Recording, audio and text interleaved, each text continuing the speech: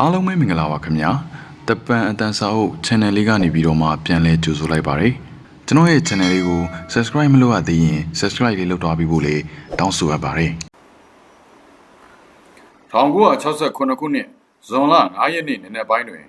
အရှေ့အလယ်ပိုင်းဒေသ၌စစ်စတင်ဖြစ်ပွားခဲ့၏အီဂျစ်ဆီးရီးယားအီရတ်နှင့်ဂျော်ဒန်နိုင်ငံများတွင်ရှိသောစစ်စခန်းများကိုအစ္စရေးလေတပ်မတော်ကဂျိုတင်၍လက်ဦးအောင်တိုက်ခိုက်ခဲ့သည်ထိုစစ်ပွဲသည်6ရက်သာကြာမြင့်ခဲ့ပါသည်အစ္စရေးတပ်မတော်သည်ဆိုင်းနိုင်ကျွန်းဆွယ်တွင်အီဂျစ်စစ်သားထောင်ပေါင်းများစွာကိုတုံ့ပန်းအဖြစ်ဖမ်းယူနိုင်ခဲ့ပြီးမရေမတွက်နိုင်သောတန်ကြပ်ကားများကိုဖျက်ဆီးပစ်ခဲ့သည်အစ္စရေးတပ်ဖွဲ့များသည်ဆီးရီးယားနိုင်ငံ၏မြို့တော်ဒမတ်စကတ်နှင့်မိုင်နှင်းငယ်သာလှမ်းသောနေရာသို့ပင်ထိုးစစ်ဆင်ဝင်ရောက်လာ၏အစ္စရေးစစ်သည်တော်တို့သည်ဂျော်ဒန်နိုင်ငံကသိမ်းပိုက်ထားသောဂျေရုဆလင်မြို့ဟောင်းကိုပြန်လည်သိမ်းပိုက်ရယူနိုင်ခဲ့လေသည်အာရတ်နှင့်အစ္စရေးတတိယစစ်ပွဲ1969ခုနှစ်ဇွန်လ9ရက်မှ10ရက်နေ့အထိ6ရက်ကြာစစ်ပွဲ1969မေ16ရက်အစ္စရေးတပ်မတော်တွင်ရခိုင်ကစစ်ဦးစီးချုပ်ဖြစ်တာဝန်ထမ်းဆောင်ခဲ့ကြသည့်အငြိမ်းစားဗိုလ်ချုပ်ကြီးများအားလုံးကိုလက်ရှိစစ်ဦးစီးချုပ်ဖြစ်သူရစ်ဇက်ရာဘင်ကအထူးဧည့်သည်တော်များအဖြစ်သူ၏ဌာနချုပ်တို့ဖိတ်ကြားခဲ့သည်ဗိုလ်ချုပ်ကြီးရာဘင်ဖိတ်ကြားထားသောဗိုလ်ချုပ်ကြီးများမှာအားလုံး6ယောက်ဖြစ်သည်၎င်းတို့မှာမိုရှိရာယန်ရာဂေါ်တိုရီရီဂေတာအရာဒင်မော်ရီချိုင်းမက်ဂလက်ချိုင်းလပ်ကော့ဇဗီတီဇူတို့ဖြစ်သည်ဗိုလ်ချုပ်ကြီးရာဘင်ကထိုငြိမ်းစားဗိုလ်ချုပ်ကြီး6ဦးကိုအထူးဖိတ်ကြားခေါ်ယူထားခြင်းမှာအခြားအကြောင်းမဟုတ်သူနှင့်အတူအစ္စရေးတပ်မတော်အထူးတပ်စခန်းတစ်ခုသို့လိုက်ပါကြဖို့ဖြစ်သည်အမှန်ကဗိုလ်ချုပ်ကြီးရာဘင်ကအစ္စရေးတပ်မတော်ကိုမြည်တော့မြည်ပုံအသင့်ပြင်ထားကြောင်းပြသလို၍ဖြစ်သည်စစ်ဦးစီးချုပ်ရာဘင်ကအနာဂတ်တိုက်ပွဲများတွင်အစ္စရေးတပ်ဖွဲ့များကျင့်သုံးစေမည့်တိုက်ပွဲဝင်နည်းသစ်များကိုအထူးတပ်ဖွဲ့တချို့ဖြင့်တရုတ်ပြသစေခဲ့သည်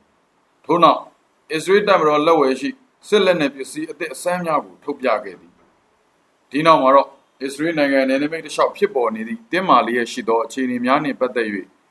အငြိမ်းစားဗိုလ်ချုပ်ကြီးနှင့်အတူစစ်ဦးစီးချုပ်ရာဘင်ကပွင့်ပွင့်လင်းလင်းဆွေးနွေးခဲ့သည်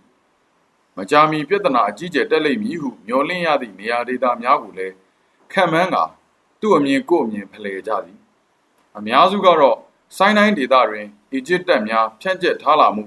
အင်အားပြယုံတက်တက်များဖြစ်လိမ့်မည်ဟုထင်ကြေးပေးကြသည်ယင်းတို့အင်အားပြခြင်းအဖြစ်အီဂျစ်သမ္မတနက်ဆာကဂုဏ်သိက္ခာကိုမြင့်တင်ပေးရန်ရည်ရွယ်ခြင်းဖြစ်နိုင်သည်ဟုယူဆကြသည်ဗိုလ်ချုပ်ကြီးဟောင်းဦးဘီကမူဆီးရီးယားနယ်စပ်အခြေအနေကိုစိုးရိမ်မကင်းဖြစ်မိသည်ဟုဆိုသည်အခြားတစ်ဦးကတော့ဂျော်ဒန်နှင့်ထိစပ်နေသည့်နယ်ခြားဘက်မှထိုးပေါက်ဝင်ရောက်လာနိုင်စရာရှိသည့်အာရပ်ပျောက်ကြားတို့၏အန္တရာယ်ကိုပို၍စိုးရိမ်ရသည်ဟုဆိုလေသည်ဘယ်သူတွေဘယ်လိုထင်ကြေးပေးပေးမကြာမီမိထားတောက်တော်မူနေရာကိုတမူထူးကဲစွာမမှားမယွင်းအထင်သာထောက်ပြနိုင်သူမှာအခြားမဟုတ်ဗိုလ်ချုပ်ကြီးဟောင်းမိုရှိရာယန်ပင်ဖြစ်သည်အစ္စရေးကိုတကယ်ဒုက္ခပေးမဲ့ရန်သူဟာအီဂျစ်သမ္မတနက်ဆာပဲကျွန်တော်တို့အဓိကသတိထားစိုးရိမ်ရမှာကသူရွှေ့မဲ့ကြားကွယ်ပဲဖြစ်တယ်နက်ဆာဟာအာရပ်ကမ္ဘာမှာသူ့ရဲ့အမျိုးသားခေါင်းဆောင်ကြီးနေရာကိုဆက်လက်ထိန်းသိမ်းထားနိုင်မှုအတွက်နောက်ထပ်စစ်ပွဲကြီးတစ်ပွဲကိုဖန်တီးနေတယ်ဒါကြောင့်သူဟာအစ္စရေးနဲ့စီးချင်းတိုက်ဖို့အချိန်မရွေးစိတ်ခေါ်နိုင်တယ်နက်ဆာရဲ့ပထမဦးဆုံးခြေလှမ်းကတော့ကုလသမဂ္ဂအဖွဲ့များကိုဆိုင်းတိုင်းဒေသမှာရုပ်သိမ်းခိုင်းเสียရှိတယ်အဲ့ဒါပြီးရင်တော့နောက်တက်လာမဲ့သူ့ခြေလှမ်းကတော့အီလက်မြို့ကိုဝင်ရောက်ရာရေလမ်းကြောင်းကိုထပ်မံပိတ်ဆို့ဖို့ကြိုးစားခြင်းပဲဖြစ်လိမ့်မယ်မိုရှိရန်ကဤသို့ပြောပြီးမကြာမီရက်ပိုင်းအတွင်းမှာပင်ဖြစ်သည်သူ၏ကြိုတင်ခံမှန်းထားချက်အတိုင်းကွက်တီပင်တန်း၍ဖြစ်လာတော့သည်နိုင်ငံတနိုင်ငံအဖြစ်19နှစ်ကြာရပ်တည်ခဲ့သည့်ကာလအတွင်းအစ္စရေးတို့ကြုံတွေ့ရသည့်အကြီးမားဆုံးအကျပ်တဲပင်ဖြစ်သည်အလွန်တရာအရေးကြီးသောအခြေအနေထိုရက်ပိုင်းများအတွင်း၌အီဂျစ်နှင့်ဆီးရီးယားတို့မှစစ်ဦးကြီးချုပ်များသည်ဆီးရီးယားနိုင်ငံဒမတ်စကတ်မြို့တွင်တွေ့ဆုံကာတိုးတိုးတိတ်တိတ်ဆွေးနွေးခဲ့ကြသည်ဘာရီဆွေးနွေးနေကြသည်ကိုတော့မထုတ်ဖော်သို့သောထို့သို့ဆွေးနွေးပြီးမေလအတွင်းမှာပင်အီဂျစ်နှင့်ဆီးရီးယားတပ်များသည် ဆိုင်းတိုင်းကျွန်းဆွယ်ထဲသို့အလုံးရင်းဖြင့်ခြိတက်တက်ဆွဲနေတော်သည်ရပိုင်းအတွင်းမှာပင်အစ္စရေးနေဆက်အထိကိုချင်းကပ်ရောက်ရှိလာခဲ့သည်ဆိုင်းတိုင်းကျွန်းဆွယ်တလွားအီဂျစ်ကဖြန့်ကျက်ထားသည့်စစ်အင်အားမှာ98,000အထိရှိလာသည်တစ်ချိန်တည်းမှာပင်အာရပ်တပ်ပေါင်းစုကိုအားဖြည့်ရန်ဆေလွတ်လိုက်သည့်ဆီးရီးယားတပ်အင်အားကလည်း12,000ရှိသည်နက်ဆိုင်ဆန္ဒဥတန့်လိုက်လျောခဲ့ရထို့သောစီးစင်းဝင်များတန်းနေစဉ်ကာလမှာပင်ဂါဇာကမ်းမြောင်ဒေသနှင့်ရှန်အရှိဒေသများ၌တပ်ဆွဲထားသောကုလသမဂ္ဂငြိမ်းချမ်းရေးထိန်းသိမ်းမှုတပ်ဖွဲ့များကိုရုပ်သိမ်းပေးပါဟုဆိုကာအီဂျစ်သမ္မတနက်ဆာကကုလသမဂ္ဂအတွင်းရေးမှူးချုပ်ကိုတောင်းဆိုလိုက်သည်1956ခုနှစ်ကဖြစ်ပွားခဲ့သည့်အာရပ်အစ္စရေးစစ်ပွဲတွင်ဂါဇာကမ်းမြောင်ဒေသနှင့်ရှန်အရှိဒေသများကိုအစ္စရေးကသိမ်းပိုက်ခဲ့သည်တို့ရာတွင်ထိုစစ်ပွဲအပြီး၌ကုလသမဂ္ဂညီလာခံကြီးကတောင်းဆိုမှုကြောင့်အစ္စရေးတပ်များသည်၎င်းတို့သိမ်းပိုက်ထားသောနေမြေများမှ1958ခုနှစ်တွင်တပ်များပြန်လည်ရုပ်သိမ်းပေးခဲ့ရသည်အစ္စရေးတပ်များရုပ်သိမ်းသွားသဖြင့်လစ်ဟာသွားသည့်ဒေသများတွင်ကုလသမဂ္ဂငြိမ်းချမ်းရေးထိန်းသိမ်းမှုတပ်ဖွဲ့များကအစားထိုးဝင်ရောက်နေရာယူကာငြိမ်းချမ်းရေးကိုထိန်းသိမ်းကြပ်မတ်ပေးခဲ့ရသည်ကုလသမဂ္ဂတပ်များရင်းတို့အစားထိုးဝင်ရောက်နေရာယူခဲ့ရာ၌အီဂျစ်နှင့်ကုလသမဂ္ဂတို့အကြားသဘောတူညီချက်တရက်ထားရှိခဲ့ရသည်ထိုသဘောတူညီချက်ကအခြားမဟုတ်ကုလသမဂ္ဂတပ်များကိုဆက်လက်ထားရှိရန်မလိုအပ်တော့ဟုအီဂျစ်အစိုးရကယူဆ၍တပ်များရုပ်သိမ်းပေးရန်တောင်းဆိုတင်ပြလာသည့်အခါတွင်ကုလသမဂ္ဂကရုပ်သိမ်းပေးရမည်ဟုသည့်အချက်ပင်ဖြစ်သည်ယင်းသဘောတူညီချက်အရအဆိုပါဒေသများကိုအချုပ်အခြာအာဏာပိုင်သည့်အီဂျစ်အစိုးရက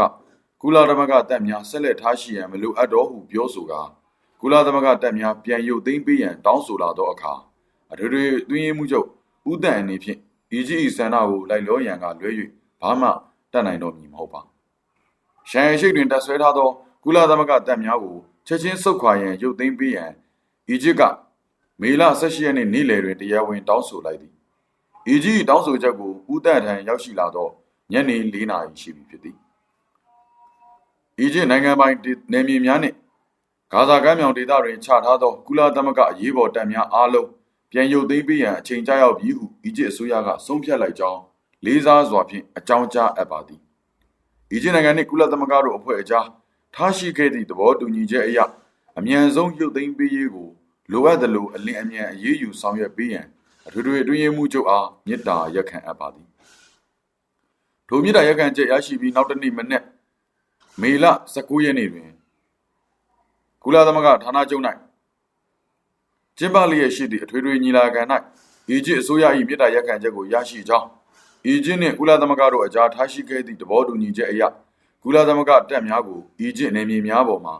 အမြန်ဆုံးဆုတ်ခွာပေးနေပြီဖြစ်ကြောင်းဦးတန့်ကထုတ်ပေါ်ကြေညာသည်ကုလသမဂ္ဂတပ်များရုပ်သိမ်းပေးခြင်းကိုအာရက်ကဘာနှင့်လက်ဝဲကဘာကကြိုးဆိုထောက်ခံကြသည်အနောက်ကဘာကမူနက်စာ၏အလိုတို့ဦးတန့်၏အစောတလင်လိုက်လျောမှုကိုဝိုင်းဝန်းအပြစ်တင်ကြတင်သည့်လေတံထွက်လာသည်အထူးသဖြင့်ကုလသမဂ္ဂတပ်ဖွဲ့များစစ်သည်800ပါဝင်ခွင့်ပြုထားသည့်ကနေဒါနိုင်ငံကမကျေနပ်တံအထွက်ဆုံးဦးတန့်ကမူသူ၏ဆောင်ရွက်ချက်သည်တရားနည်းလမ်းကျပြီးမှန်ကန်ကြောင်းခုခံချေပသည်အမေရိကန်ကတော့ဦးတန့်အနေဖြင့်ကုလသမဂ္ဂတပ်များရုပ်သိမ်းမှုကိုမလိုက်လျောသေးပဲတောက်ခံထားသည့်နည်းဟုဆိုသည်ယခုကဲ့သို့အီဂျစ်တောင်းဆိုချက်ကိုအလင်းစလိုလိုက်လျောမှုကြောင့်အတွင်းမှုချုပ်၏ဂုဏ်သိက္ခာကိုကျဆင်းစေသည်ဟုထောက်ပြလိုက်ကြသည်ကုလသမဂ္ဂတပ်များအထုပ်ပိုးပြင်၍ဆိုင်းတိုင်းကျွန်းဆွယ်ဒေသနှင့်ဂါဇာကမ်းမြောင်ဒေသတို့မှရုပ်သိမ်းသွားကြပြီး48နာရီအတွင်းမှာပင်ရင်းဒေသများသို့အီဂျစ်နှင့်ဆီးရီးယားတပ်များချက်ချင်းဝင်ရောက်နေရာယူလိုက်ကြတော့သည်ထို့အပြင်ဆိုင်းတိုင်းတဲကန်နာရသို့အစ္စရေးတိုက်လေယာဉ်များဝင်ရောက်လာပါကပစ်ချရန်ဆိုဗီယက်လုပ်မြေပြင်မှဝေဟင်ပစ် SAM ဆမ်ဒုံးကြီးများရေဒါများချထားလိုက်သေးသည်အီဂျစ်နှင့်အစ္စရေးတို့အကြားနေကြားဒေသကိုအီဂျစ်ဒီဝီဇန်တပ်မကြီးခွန်ကိုစေလွတ်ချထားလိုက်သည်အစ္စရေးတပ်များကလည်းတင်ကားတပ်များနှင့်တန်ကြပ်ကားတပ်များအားဖြည့်ကာအီဂျစ်နှင့်ထိစပ်လျက်ရှိသောဆိုင်းတိုင်းဒေသအထိချီတက်တပ်ဆွဲထားလိုက်ပြီဖြစ်သည်အာရတပ်များနှင့်အစ္စရေးတပ်များကတော့ကြားနေစဉ်လေပြင်မှာတွေ့ကြသလိုဆိုင်းတိုင်းသဲကန်နာရလွင်ပြင်နဲ့ထိတ်တိုက်တွေ့ကြတော့မည်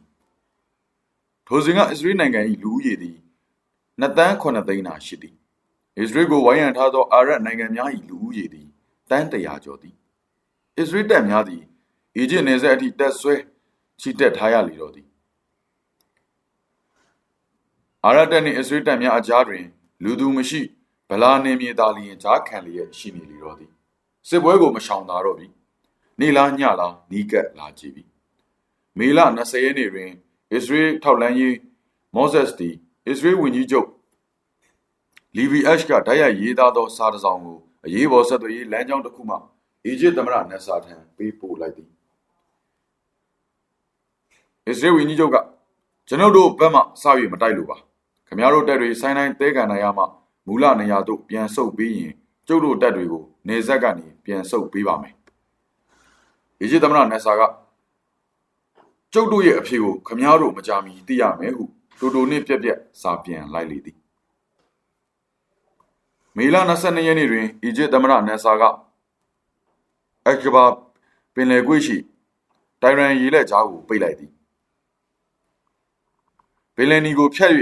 အာဖရိကနှင့်အာရှသို့သွားရသောအစ္စရေးသင်္ဘောများ၏ရေလမ်းကြောင်းပိတ်သွားရသည်အစ္စရေးသင်္ဘောများကိုပစ်ခတ်ရန်လက်နက်ကြီးများတပ်ဆင်ထားလိုက်သည်စေဝါကနေဗျိုင်းဆောင်နေသည့်ပုံစံအီဂျစ်ကအစ္စရေးအပေါ်ကျင့်သုံးနေသည်အီဂျစ်သမ္မတနက်ဆာကအစ္စရေးကိုစိန်ခေါ်ခြင်းတိုင်ရန်ရေလက်ကြားရှိပင်လယ်ရေပြင်ဟာကျုပ်တို့အီဂျစ်နိုင်ငံရဲ့ရေပိုင်နက်ဖြစ်တယ်တကယ်လို့အစ္စရေးတို့က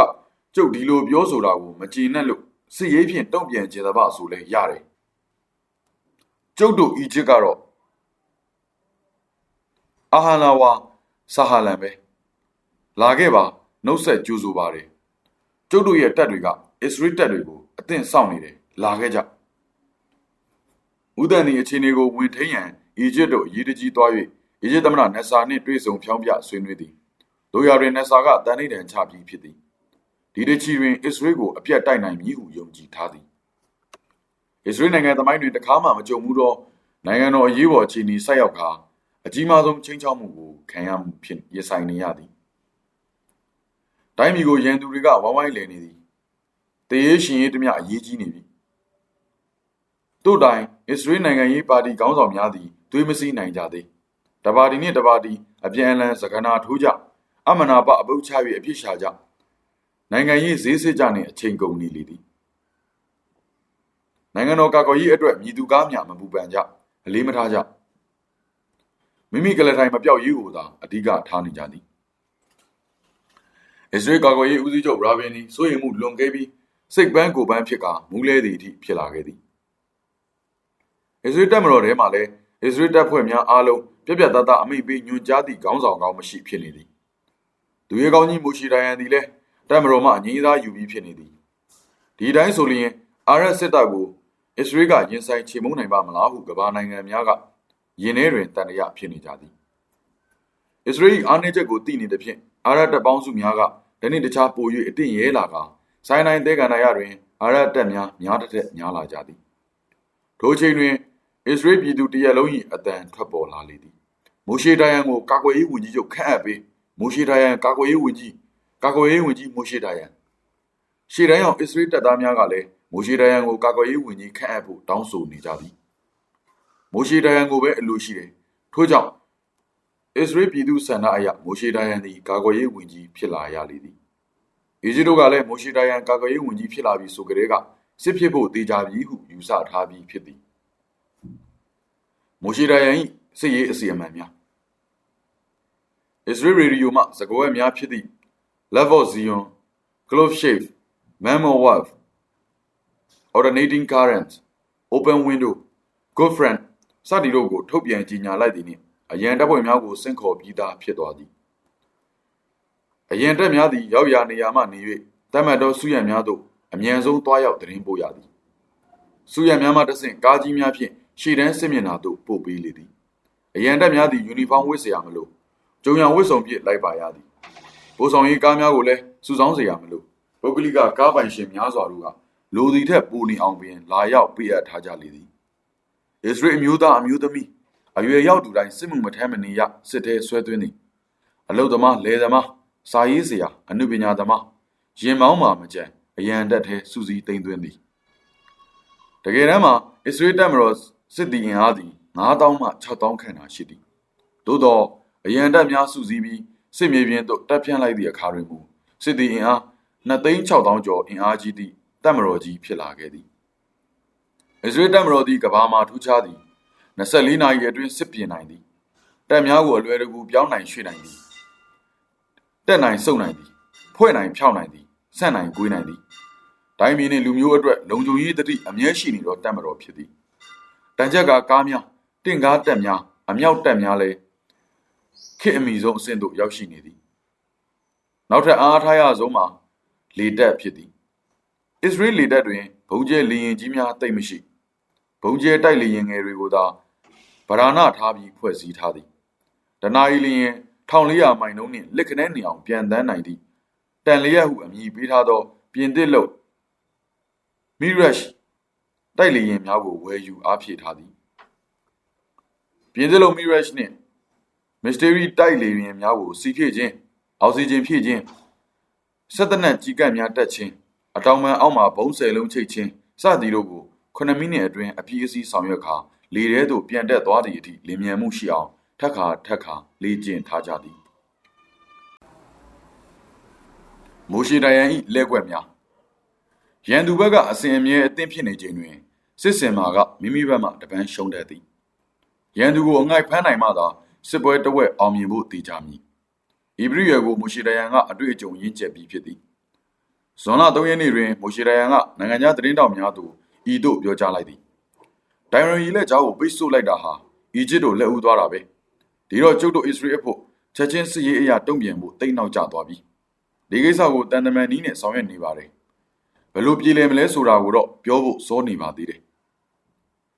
ကျွန်တော်ကာကွယ်ရေးဝန်ကြီးမဖြစ်လာမီအစ္စရေးအစိုးရအနေနဲ့တန်ခင်းတမန်ခင်းအရာဖြည့်ရှင်းလက်စတွေရှိနေပါသေးတယ်အဲဒီကြိုးစားမှုအဖြစ်ကိုစောင့်ကြည့်ရအောင်ပါအီဂျစ်တို့စစ်အင်အားကြီးမားလွန်းသဖြင့်မိုရှိဒယန်သည်စစ်တိုက်ဖို့တုံဆိုင်နေဟန်တွေ့ဝေနေဟန်ပြလိုက်သည်မိုရှိဒယန်ကနောက်ထပ်လဲခွဲတစ်ခုကိုဖန်တီးပြန်သည်ဤကားတခြားမဟုတ်အစ္စရေးတပ်မတော်မှ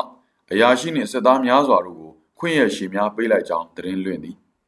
ကမ္ဘာသတင်းစာများတွင်စိတ်လွတ်လက်လွတ်အပန်းဖြေနေသောအစ္စရေးစစ်သားများ၏ဓာတ်ပုံများကိုအထင်ရှားတွေ့မြင်ရသည်အီဂျစ်စစ်ကောင်းဆောင်များကအစ္စရေးအနေဖြင့်လောလောဆယ်စစ်တိုက်ရန်အစဉ်အသင့်မရှိသေးကြောင်းယုံကြည်လျက်ရှိသည်အစ္စရေး၏ဆွေးနွေးသုံးသပ်ပုံအစ္စရေးကစတိုက်လျင်အစ္စရေးလူထုညီမျှသေမည်နီအီဂျစ်ကစတိုက်လျင်အစ္စရေးလူထုညီမျှသေမည်နီအစ္စရေးကစတိုက်လျင်အစ္စရေးဘက်ကလူအသေးအပြောက်နည်းမည်ယာကနန်းပဲရှိမယ်အီဂျစ်ကတိုက်လာသည့်အထိစောင့်နေမယ်ဆိုရင်တော့အစ္စရေးကနိုင်တယ်ပဲထားလူအသေးအပြောက်1000နီးပါးရှိသွားမှသိကြတယ်လူကြီးအလွန်နည်းတဲ့အစ္စရေးနိုင်ငံအဖို့လူ1000အသေးခံရလျင်ကြီးစွာသောဆုံးရှုံးမှုဖြစ်တယ်အစ္စရေးတပ်မတော်ကိုအရန်တပ်များစုစည်းပြီးအသင့်အနေထားဖြစ်နေပြီ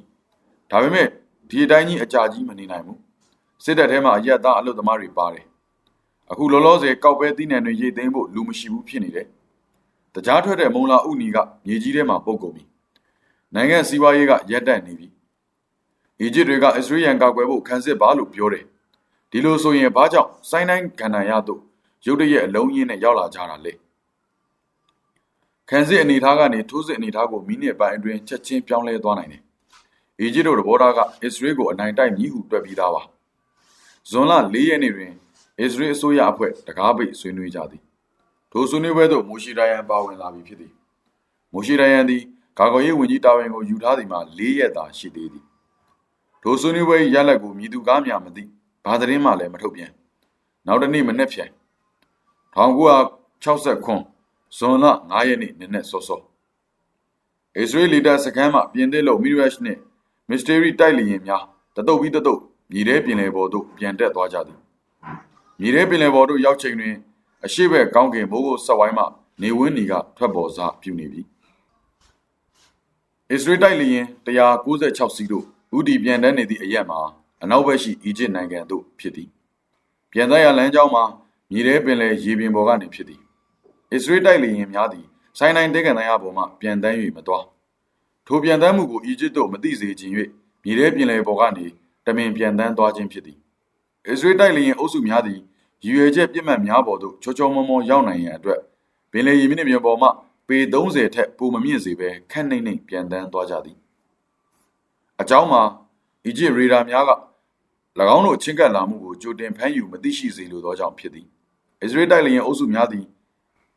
နိုင်မြဝကျွန်းပေါ်ဒေသသို့ရောက်သောအခါအင်္ဂလိပ်အခရာယူပုံတရံချိုးကွေးလိုက်ပြီးအီဂျစ်နိုင်ငံမြို့တော်ကိုင်ရိုမြို့အနီးသို့ဦးတည်သွားကြသည်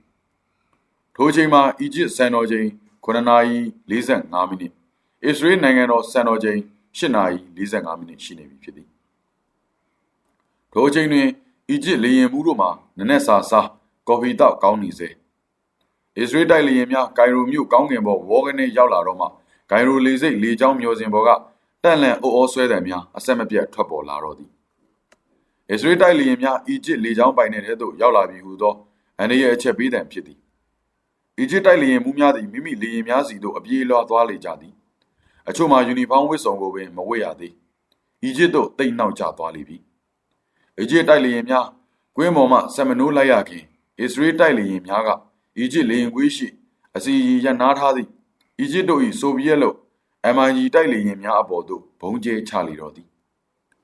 အီဂျစ်လေယာဉ်များမီးလောင်ပေါက်ကွဲပျက်စီးကုန်သည်လေယာဉ်ပြေးလန်းတိုးလောင်ယုံတွေကိုပါဘုံကျဲချသည်အစ္စရေးလေယာဉ်များကပြစ်မှတ်များပေါ်သို့3ချိန်3ခါတကြော့ပြီးတကြော့တတုပ်ပြီးတတုပ်တိုက်ခိုက်ကြသည်တတုပ်လေယာဉ်တိုက်လေယာဉ်4စီးပါဝင်သည်2စီးကဘုံကျဲသည်ကျန်2စီးကဆက်တနက်ဖြင့်မွေသည်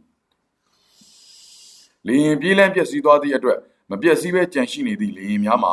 ပြန်လဲမတက်နိုင်အီဂျစ်တိုက်လေယာဉ်အစီး20ကလည်းအခက်အခဲကြားကပြန်တက်လာနိုင်ခဲ့သေးသည်ထိုပြန်တက်လာသည့်အီဂျစ်တိုက်လေယာဉ်များကိုလည်းအစ္စရေးတိုက်လေယာဉ်များကဆက်တနက်နှင့်ပစ်ခတ်ရာမီးလောင်ပြီးမြေပြင်ပေါ်သို့ထိုးကျပျက်စီးသွားလေသည်အီဂျစ်တို့ကလည်းလေယာဉ်ပြည့်အမြောက်များနဲ့အစ္စရေးလေယာဉ်များကိုထိထိရောက်ရောက်မပစ်နိုင်ဆိုဗီယက်လို့ဆမ်ဒုံးကြီးများဖြင့်ပစ်တော်လဲထိရောက်မှုမရှိမိနစ်80အတွင်းအစ္စရေးတိုက်လေယာဉ်တို့စိတ်တိုင်းကျမွေနောက်တိုက်ခိုက်ပြီးသောအခါအခြေစိုက်စခန်း19ခုနှင့်ဖွဲ့စည်းထားသည့်အီဂျစ်လေတပ်ကြီးတစ်ခုလုံးတုတ်တုတ်မြမလို့မြေပြင်ပေါ်တွင်ပြပြဝတ်ဇီဝိန်ချုပ်သွားလေတော့သည်အီဂျစ်ကိုတွားရောက်တိုက်ခိုက်စဉ်25မိနစ်ကာလအတွင်းအီဂျစ်တို့မရှုမလခံနေရချိန်တွင်အခြားသောအစ္စရေးတိုက်လေယာဉ်စုများကဂျော်ဒန်၊ဆီးရီးယား၊အီရတ်နိုင်ငံများရှိလေယာဉ်ကွင်းများကိုတပြိုင်တည်းဘုံကျဲပြန်သည်အီဂျစ်လေယာဉ်ကွင်း19ခုအပါအဝင်အာရပ်တို့၏လေယာဉ်ကွင်း25ခုကိုဖျက်ဆီးနိုင်ခဲ့သည်ပျက်စီးသွားသောအာရပ်တို့၏လေယာဉ်များမှာအီဂျစ်လေယာဉ်အစီး400ဂျော်ဒန်လေယာဉ်35စီးဆီးရီးယားလေယာဉ်အစီး60အီရတ်လေယာဉ်15စီးလက်ဘနွန်လေယာဉ်1စီးအစ္စရေးတိုက်လေယာဉ်များအီဂျစ်ကောင်းကင်ယံကိုစိုးမိုးပြီးအစ္စရေးတိုက်လေယာဉ်များသည်စနစ်တကျကြိုတင်တွက်ချက်အကွက်ချပြီးမှတွားရောက်တိုက်ခိုက်ခြင်းဖြစ်သည်လေယာဉ်တအုပ်စုနှင့်တအုပ်စုသည်ကွင်းမှပြန်တက်သွားသည့်အချိန်ချင်းမတူညီကြတို့ရာတွင်ပြစ်မှတ်အသီးသီးပေါ်သို့တပြိုင်တည်းရောက်ရှိသည့်အချိန်တူညီကြလေသည်အီဂျစ်တို့အလစ်ငိုက်မိကခြေမုံခံရသည်ဇွန်လ9ရက်နေ့တနေ့တည်းမှာပင်အစ္စရေးတိုက်လေယာဉ်မှုတဦးလေယာဉ်8ကြိမ်တိုင်တိုင်ရန်သူစခန်းကိုတွားရောက်ဘုံကျဲတိုက်ခိုက်သည်အစ္စရေးဘက်မှတိုက်လေယာဉ်19စီးဆုံးရှုံးသည်မြေပြင်မှတုံ့ပြန်ပစ်ခတ်မှုကြောင့်ဖြစ်သည်အီဂျစ်ကောင်းကင်တစ်ခုလုံးစိုးမိုးထားလိုက်နိုင်သည်မြေပြင်တွင်လည်းအီဂျစ်တပ်များထော်လမောင်းကြည်လျက်ဤသို့အစ္စရေးတို့လေကြောင်းမှတိုက်ခိုက်မှုကြောင့်အာရပ်တို့၏လေတပ်ကြီးလက်တံရှည်ရိုက်ချိုးခံရကပြပြဝက်သွားအောင်ဖျက်ဆီးခံလိုက်ရပြီဖြစ်ကြောင်းသတင်းရရခြင်းအစ္စရေးမြေပြင်တပ်များအနေဖြင့်အီဂျစ်လေတပ်၏အန်ဒီယေကိုလုံးဝစိုးရိမ်စရာမလိုကြောင်းမိုရှေဒယန်ကသိလိုက်ပြီမိုရှေဒယန်ကစစ်ကြောင်းကြီး3ချောင်းခွဲ၍ဆိုင်းတိုင်းတဲကန်တရရှိအီဂျစ်စစ်တပ်များကိုတိုက်ခိုက်ရန်အမိပေးလိုက်သည်ပထမစစ်ကြောင်းကိုဗိုလ်ချုပ်ကြီးထားရှ်ကဦးစီးသည်ဒုတိယစစ်ကြောင်းကိုဗိုလ်ချုပ်ယိုဖီကဦးစီးသည်တတိယစစ်ကြောင်းကိုဗိုလ်ချုပ်အေရီယန်ရှရွန်ဦးစီးသည်စစ်ကြောင်းတစ်ကြောင်းစီတွင်အင်အား1500စီဖွဲ့ထား၍ရှေ့တန်းရောက်စစ်တီအင်အားမှာ4000ခွဲဖြစ်သည်အီဂျစ်တို့အင်အားကစစ်တီပေါင်း8000ရှိသည်ရှီကောဗနီတပ်ကြီးဖြစ်သည်အစ္စရေးကြီးတပ်များစတင်ချီတက်ချိန်မှာနနက်8:15မိနစ်ပထမစစ်ကြောင်းကဂါဇာကမ်းမြောင်ဒေသရှိအီဂျစ်တို့၏ခံစစ်ကြောင်းကြီးကိုထိုးဖောက်နိုင်ခဲ့သည်အီဂျစ်တပ်များအစ္စရေးတို့၏ထိုးစစ်ကိုကြက်ကြက်မခံနိုင်တော့အစ္စရေးတို့၏တာဝေးပစ်အမြောက်များထိမှန်ထားရုံများအဖြစ်အတော်အင်အားပြော့နေပြီဖြစ်သည်ဂါဇာကမ်းမြောင်ဒေသမှမြေထဲပင်လယ်ကမ်းခြေအထိစူးအက်တူးမြောင်းတိုင်ထိုးဖောက်သွားနိုင်ခဲ့သည်အီဂျစ်တို့၏ဆိုဗီယက်လို့ဆမ်ဒုံးကြီး စခန်းကြီးများကိုလည်းမြေလံဖျက်ဆီးပစ်ခဲ့သည်နတ်စာ၏အားထားရဆုံးအီဂျစ်တင့်ကားတပ်နှင့်တန်ကြပ်ကားတပ်များကိုလွတ်ယုံထွက်ပြေးကြရလေတော့သည်ကျန်စစ်ကြောင်းကြီးနှစ်ကြောင်းကလည်းနီဂျက်ဒေသမှဆိုင်းနိုင်တဲကန်နာရကိုဖျက်၍စူးရဲ့ပင်လယ်ကွေ့ကမ်းခြေအရောက်ထိုးပေါက်ဝင်ရောက်သွားလေသည်အစ္စရေးတို့၏မုန်တိုင်းစစ်ကြီးတရကြမ်းတိုက်ခိုက်ပြီးဆိုင်းနိုင်တဲကန်နာရတွင်အီဂျစ်တို့၏စစ်ရန်ရာကြီးတစ်ခုလုံးမှာအပြည့်အစည်းအကျအဆုံးများစွာဖြင့်ဖျို့ဖျဲဖြစ်သွားခဲ့လေပြီမိလောင်ပျက်စီးနေသောအီဂျစ်တို့၏ဂျစ်ကားများစစ်ကားများထရက်ကားများတန်ကြပ်ကားများတင့်ကားများကိုမြင်မကောင်းလောက်အောင်တွေ့ရသည်ကြာဆုံးကြံရစ်သောထောင်ချီသောအီဂျစ်စစ်သားများ၏အလောင်းသည်နေရာတိုင်းမှာထောင်ပုံရာပုံဖြစ်နေသည်အဖမ်းခံရသောအီဂျစ်စစ်သားများသည်လည်းနည်းနည်းပါးပါးမဟုတ်ထောင်နှင့်ချီ၍ရှိသည်အချို့အီဂျစ်စစ်သားများသည်လက်နက်မချအဖမ်းမခံဘဲပူပြင်း၆သေးလာသည့်ဆိုင်းနိုင်သေးကန်နာရတဲ့ဥတီယာထွက်ပြေးနေကြရင်အစာပြက်ရေပြက်ဖြစ်ကာပူပြင်းလာသည့်နေရာအောက်တွင်အသက်ပြောက်ကုန်ကြသည်စူးရဲ့သူမြောင်းတို့အရောက်ပြန်ပြေးနိုင်သောစစ်သားများသာအသက်ရှင်ခွင့်ရသွားကြသည်ဇွန်လ9ရက်နေ့တွင်ဒိုင်ရန်ရေလက်ကြားသည်လမ်းပွင့်သွားလေသည်ရေလက်ကြားသို့ပထမဦးဆုံးခုတ်မောင်းဝင်ရောက်သည့်တင်မောကအစ္စရေးရေတပ်တိုက်တင်မောများဖြစ်လေသည်ဂျေရုဆလင်ကိုသိမ်းပိုက်ခြင်းဇွန်လ9ရက်နေ့တွင်ဂျေရုဆလင်မြို့အရှေ့ဘက်ခြမ်းဂျော်ဒန်တပ်များကိုတိုက်ခိုက်သည်ဂျေရုဆလင်မြို့သိမ်းပိုက်ရာတွင်ဘာသာရေးအရာအလွန်မွန်မြတ်ထားသောအဆောက်အဦများပျက်စီးမည်ဆိုသဖြင့်အစ္စရေးကလက်နက်ကြီးများမသုံးဘဲတိုက်ခိုက်ရသည်ဘာသာရေးအရာမြင့်မြတ်သောနေရာများကိုကြည်တစ်ချက်မျှမထိစေဘဲခက်ခဲတိုက်ခိုက်ရသည်အစ္စရေးတို့၏တိုက်ခိုက်မှုကိုကြာရှည်မခံနိုင်တော့ဘဲထိုနှစ်နေ့နက်ပိုင်းတွင်ဂျော်ဒန်တပ်များအခြေအနေမလှသဖြင့်ဆုတ်ခွာသွားရလေတော့သည်နေ့လယ်2 နာရီတွင်မိုရှေဒိုင်ယန်သည်စီဦးစီးချုပ်ရာဘင်နှင့်အတူဂျေရုဆလင်မြို့ဟောင်းသို့အမိုးဖွင့်ဂျစ်ကားဖြင့်ရောက်လာသည်ဂျူးလူမျိုးတို့၏ရှေးဟောင်းသမိုင်းဝင်ကြီးဖြစ်သောဝေလင်းဝေါ်တရိုင်းကြီးစီသို့ရှေးဦးစွာတွားရောက်သည်မိုရှေဒိုင်ယန်ကစာရွက်တရွက်ပေါ်တွင်ဘောပင်ဖြင့်အစ္စရေးနိုင်ငံတော်၌ယခုအချိန်မှစ၍စစ်မှန်သည့်ငြိမ်းချမ်းရေးအစဉ်ထာဝရလွှမ်းမိုးပါစေတော်ဟူ၍စာတကြောင်းရေးလိုက်ပြီးတရိုင်းကြီး၏ကြောက်တုံးကြီးများကြားထဲသို့ထိုးညံ့လိုက်သည်ထို့နောက်ဂျူးလူမျိုးတို့၏ထုံးတမ်းစင်လာအရအောက်ပါအတိုင်းဆူတောင်းလိုက်လေသည်အမြင့်မြတ်တကအမြင့်မြတ်ဆုံးဘုရားရှင်မြေသို့ကျွန်ုပ်တို့ပြန်ရောက်လာပါပြီဤနေရာမှနောက်တစ်ဖန်ဘယ်တော့မှမထွက်ခွာတော့ပါထာဝရဘုရားသခင်ကိုဂရိတစ္ဆာစကားဆိုပါ၏မိုရှေဒိုင်ယန်ကဂရိတစ္ဆာစကားဆိုပြီးနောက်အစ္စရေးစစ်သားများသည်လည်းအစုံပါသောလက်ပွားဖြင့်တရိုင်းကြီးကိုထိကင်ရင်းနဖူးဥတိုက်ကြပြီးမှတရိုင်းကြီးကိုနမ်းရှုံလိုက်ကြသည်ဤသို့ဖြင့်ဂျူးလူမျိုးတို့နှစ်ပေါင်းများစွာကအလွန်လိုလားတောင့်တခဲ့ရသောဂျေရုဆလင်မြို့သည်အစ္စရေးတို့လက်ထဲလုံးလုံးကျရောက်သွားလိမ့်ခဲ့သည်ဂျော်ဒန်ဘုရင်ဟူစိန်၏မဟာအမားဂျေရုဆလင်မြို့အသိမ်းခံရသောဇွန်လ9ရက်နေ့တွင်ဂျော်ဒန်ဘုရင်ဟူစိန်ကကုလသမဂ္ဂဖြန့်ဖြေမှုကိုလက်ခံရလေသည်ဂျော်ဒန်ဘုရင်သည်အီဂျစ်သမ္မတနက်ဆာတွေးဆောင်မှုကြောင့်စစ်ပွဲတွင်ပါဝင်လာရခြင်းဖြစ်သည်တို့ရာတွင်အစ္စရေးတို့နှင့်တိုက်ခိုက်ရသောအခါဂျော်ဒန်စစ်တပ်များမှာစနစ်တကျပြင်ဆင်မှုမရှိသည်ဖြစ်၍အလူအလဲရှုံးနိမ့်ခဲ့သည်ဂျော်ဒန်ဘုရင်ဟူစိန်ကိုယ်တိုင်ကဒီတချီလဲကွဲရပြန်ပြီဂျော်ဒန်စစ်သား1000ခွဲကြဆုံးခဲ့ရပါသည်စစ်လက်နက်များကိုလည်းဆုံးရှုံးခဲ့ရသည်ဟုစိတ်ပြည့်စွာဆိုလေသည်အနောက်ကမ်းဒေသနေပါလက်စတိုင်းလူမျိုးများသည်အစ္စရေး၏သိမ်းပိုက်ခံအောက်မှမနေလိုတော့သဖြင့်ဂျော်ဒန်နိုင်ငံထဲသို့အစုလိုက်အပြုံလိုက်ပြောင်းရွှေ့ခိုလုံလာကြတော့သည်ယာယီတဲများထိုးတာဖြစ်တယ်လို့နေဖြစ်တယ်လို့စားကြရသည်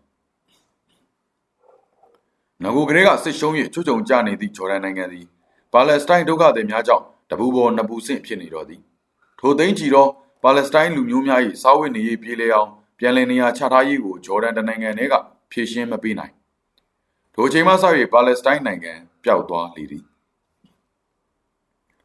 အီဂျစ်သမ္မတနက်ဆာစစ်ရစဲရေးလက်ခံလိုက်ရခြင်းဇွန်လ10ရက်နေ့တွင်အီဂျစ်သမ္မတနက်ဆာကကုလသမဂ္ဂ၏တိုက်ခိုက်ရေးရက်စဲရေးဖြန့်ဖြေမှုကိုလက်ခံရတော့သည်လက်မခံလို့လည်းမရဆိုင်းနိုင်တဲကန်နာရအစစ်မြေပြင်တွင်အီဂျစ်တပ်များအရှုံးနှင့်သာရင်ဆိုင်နေရပြီးထောင်းလမောင်းကြေနေပြီဖြစ်သည်ဂိုလန်ကုန်းမြင့်ကိုသိမ်းယူခြင်းအစ္စရေးကအီဂျစ်နှင့်ဂျော်ဒန်တို့ကိုအားခဲပြီးတိုက်ခိုက်နေရသဖြင့်ဆီးရီးယားကိုမတိုက်နိုင်သေးပဲရှိနေသည်ယင်းကိုအစ္စရေးတို့ကမတိုက်ရဲဘူးဟုအစ္စရေးတို့ကထင်နေပုံရသည်ဇွန်လ6ရက်နေ့မှစ၍ဆီးရီးယားတို့က ဂိုလန်ကုန်းမြင့်ပေါ်မှအပေါ်စီးယူကာအမြောက်ကြီးများဖြင့်အစ္စရေးဘက်ကိုပစ်ခတ်နေသည်သို့တော်လည်းပထမ3ရက်လုံးအစ္စရေးကပြန်လည်ပစ်ခတ်ခြင်းမပြုဘဲဆီးရီးယားစစ်စခန်းများကိုနေရာမှန်ကိုသိရှိရန်စောင့်ကြည့်အကဲခတ်နေကြသည်ဇွန်လ10ရက်နေ့တွင်ဂိုလန်ကုန်းမြင့်ရှိဆီးရီးယားတို့၏အမြောက်ကြီးများပေါ်သို့အစ္စရေးတိုက်လေယာဉ်များကဘုံကျဲချသည်အမြောက်ခံတပ်များပျက်စီးသွားလေသည်ထိုချိန်မှစ၍အစ္စရေးဘက်သို့ကျလာသောအမြောက်ဆန်များလည်းတိတိတတ်တာလျော့နေသွားသည်ဇွန်လ9ရက်နှင့်10ရက်နေ့များတွင်အစ္စရေးတိုက်လေယာဉ်များကဂိုလန်ကုန်းမြင့်ရှိခံတပ်ကြီးများကိုဆက်လက်ဘုံကျဲချပြန်သည်အင်္ဂလိပ်များဖြင့်အလွန်ထူထဲခိုင်ခန့်စွာဆောက်လုပ်ထားသောဘန်ကာကြီးများဖြစ်၍အလုံးစုံပျက်စီးအောင်ဘုံမကျဲနိုင်ခဲ့ပေအစ္စရေးလေတပ်နှင့်ကြီးတပ်ပေါင်းပြီးညှပ်တိုက်သည်တောင်ကပယံများကိုခက်ခဲစွာတက်ရသည်မိုင်းများကိုလည်းရှင်းလင်းရသည်အနီးကပ်လမ်းစွတ်ထိုးတိုက်ခိုက်ရသည်အစ္စရေးတို့ကိုအချက်ချာကြပိတ်ဆို့ဝန်းရံတိုက်ခိုက်သည်ဆီးရီးယားတို့ကိုအစ္စရေးတို့ထိုးစစ်ကိုကြမခံနိုင်တော့ဘဲဆင်းပြေးရတော့သည်ထိုတိုက်ပွဲတွင်ဆီးရီးယားစစ်သည်1000ကျော်ကြာဆုံးပြီး600ခန့်အဖမ်းခံရသည်အစ္စရေးစစ်သည်115ယောက်ကြာဆုံးသည်ဆီးရီးယားတို့၏လက်နက်ကြီး90%ဖျက်ဆီးခံရပြီးကျန်90%မှာအကောင်းပကတိအတိုင်းအစ္စရေးတို့သိမ်းယူခြင်းကိုခံခဲ့ရသည်ဂိုလန်ကုန်းမြင့်ကြီးအစ္စရေးတို့သိမ်းယူလိုက်ပြီဂိုလန်ကုန်းမြင့်ပေါ်မှ25မိုင်ခန့်ဝေးသောဆီးရီးယားနိုင်ငံဒမတ်စကတ်မြို့ကိုလက်နက်ကြီးများနှင့်ချိန်ထားလိုက်သည်ဂိုလန်ကုန်းမြင့်ကြီးသိမ်းပိုက်ရလိုက်သဖြင့်အစ္စရေးဆီးရီးယားနယ်စပ်ဂါလီလီရေအိုင်ကြီးအနီးရှိအစ္စရေးကျေးရွာများလုံခြုံမှုရှိသွားလေတော့သည်ထို့ပြင်ဂိုလန်ကုန်းမြင့်မှရေအရင်းမြစ်များအစ္စရေးတို့အတွက်များစွာအကျိုးရှိလေသည်1969ခုနှစ်ဇွန်လ9ရက်မှ17ရက်အထိ6ရက်ကြာဖြစ်ပွားခဲ့သောအာရပ်အစ္စရေးတတိယစစ်ပွဲကြီးသည်ပြီးသွားလေသည်အစ္စရေးစစ်သား4000ကျော်ကအီဂျစ်စစ်သား8000ကျော်ပါဝင်သောအာရပ်စစ်သား300,000ကျော်ကိုရှေ့မုန်းလိုက်နိုင်သောစစ်ပွဲပေသည်စစ်ပွဲရင်းချုပ်လိုက်သောအခါအစ္စရေးတို့သိမ်းပိုက်ထားသောနေမြေများမှာဂါဇာကမ်းမြောင်ဒေသဆိုင်းတိုင်းသဲကန်သားရကြီးတစ်ခုလုံးဂျေရုဆလင်မြို့ဟောင်းဂျော်ဒန်မြစ်အနောက်ဘက်ကမ်းဒေသဆီးရီးယားပိုင်ဂိုလန်ကုန်းမြင့်ဒေသများကိုသိမ်းပိုက်ရရှိသည်ထိုသိမ်းပိုက်ရရှိသောနေမြေများသည်အစ္စရေးနိုင်ငံထက်4ဆကျယ်ဝန်းသည်ထိုစစ်ပွဲတွင်အစ္စရေးစစ်သား989ဦးကြာဆုံးခဲ့ရသည်အာရပ်စစ်သားများတောင်းကနန်းချီပြီးကြာဆုံးခဲ့သည်အာရပ်တို့နှင့်နိုင်ရှင်လိုက်လျင်အလွန်ပင်နှဲပါလာသည်ဟုဆိုရမည်သို့ပေမဲ့အလွန်တရာလူဦးရေနှဲပါသည့်အစ္စရေးနိုင်ငံအဖို့ထိုကြာဆုံးစစ်သား989ဦးသည်နည်းတယ်လို့မဆိုနိုင်ပေစစ်သားတစ်ယောက်ကိုပင်အဆုံးရှုံးမခံနိုင်ပါဟုမိုရှေဒယန်ကဆိုသည်မိမိထက်လူအင်အားလက်နက်အင်အားအလွန်တာလွန်နေသောရန်သူတို့ကိုနလန်မထူနိုင်အောင်ချိန်မုံတိုက်ခိုက်နိုင်သည့်အစ္စရေးတို့၏လင်မြန်မှုနှင့်တိကျမှန်ကန်မှုသည်ဟုသောစစ်ဗျူဟာနီးတို့သည်တကမ္ဘာလုံးကိုမင်သက်သွားစေခဲ့သည်သို့သောအစ္စရေးနိုင်ငံသည်ဤသို့သောစစ်ပွဲမျိုးအတွက်နှစ်ပေါင်းများစွာကပင်ပြင်ဆင်ထားခဲ့ပြီးဖြစ်သည်ဆိုသောအချက်ကိုမည်သူကမျှမရေးစားမိကြပါရန်သူနိုင်ငံများ၏စစ်အင်အားကိုထောက်လှမ်းထားသောသတင်းများကိုအစ္စရေးနိုင်ငံသည်သတိဝိရိယဖြင့်လျှို့ဝှက်စွာစုဆောင်းလာခဲ့သည်မှာအလွန်ပင်ပြည့်စုံသလောက်ရှိနေပြီဟုဆိုရပေမည်ထို့ကြောင့်ပင်စစ်ဖြစ်လာသောအခါရန်သူ၏အင်အားကိုလုံးစေးပတ်စေတည်ထားသောထောက်လှမ်းရေးလက်နက်ကိုသုံးနိုင်သဖြင့်စစ်ရေးအရရန်သူထက်အားနည်းတော်လဲမပြောပါတော့သောကိစ္စတစ်ရပ်ဖြစ်အောင်ဖန်တီးသွားနိုင်ခဲ့သည်ထိုစစ်သတင်းများထောက်လှမ်းခြင်းကိုစွမ်းစွမ်းတမန်ပြုလုပ်ခဲ့သည့်အဖွဲ့မှာမောဇက်အဖွဲ့ပင်ဖြစ်လေသည်